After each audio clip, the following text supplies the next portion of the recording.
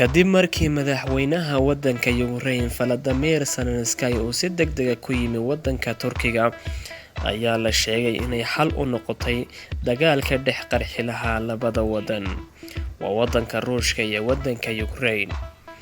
taariikhdu markay 2014 ayuu waddanka Ruushka xoog kula wareegay gobolka Crimea, gobolkaas oo ay degan yihiin dad Muslim Sunniya. waddanka Turkiga iyo waddanka Ukraine waxa ka dhaxeeya istaraatiijiyad military iyo iskaashi iyo sidoo kale iskaashi xagga dhaqaalaha. madaxweynaha Turkiga Rajab Tayyip Erdogan ayaa si heersare u soo dhaweeyay madaxweynaha waddanka Ukraine Volodymyr Zelensky. madaxweynaha Turkiga kadib kulankii ay labada madaxweyne kulmeen magaalada Istanbul ayuu madaxweynaha Turkiga Rajab Tayyip Erdogan khudbadii uu jeediyay wuxuu ku sheegay in la isku afkartay isfaham iyo in waddanka ama gobolka iyo badda madooba laga dhaliyo nabad iminka waqtigana aan dagaal diyaar loo ahayn. iskaashi military ayaa ka dhaxeeya labada waddan iyo in diyaaradaha Bayraktar TB2 iyo Bayraktar Ankisa ay labada waddanka Ukraine uu soo saaro injiinada diyaaradaha waddanka Turkiga.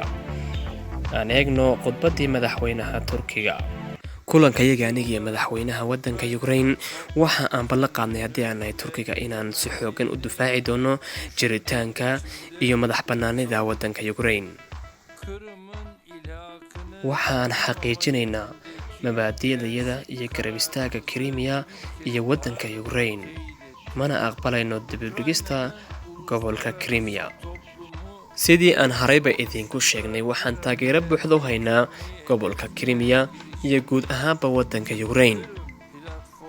ujeedada aan ka leenahay waa in xal waara laga gaadhaa gobolka Crimea, shirka looga hadli doono gobolka Crimea. waxa aan rajaynaynaa inuu ka soo bixi doono shirkaasi xal waara ama xal togan.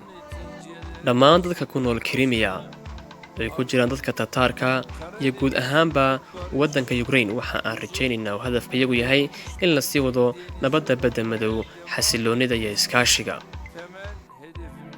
haddii aan nahay waddanka Turkiga ma doonayno kor u kaciisa dhuleed badeed si kastaba ha ahaatee.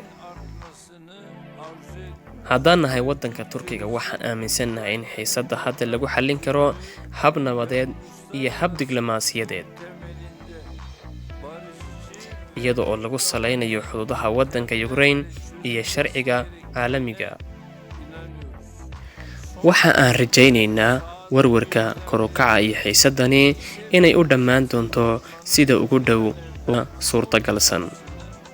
xabad joojinta u dhaxaysa labada waddan way sii socon doontaa, dhibaatadana waa la xallin doonaa iyadoo loo marayo hab wada hadala iyo iyada oo lagu salaynayo heshiiskii MINKS.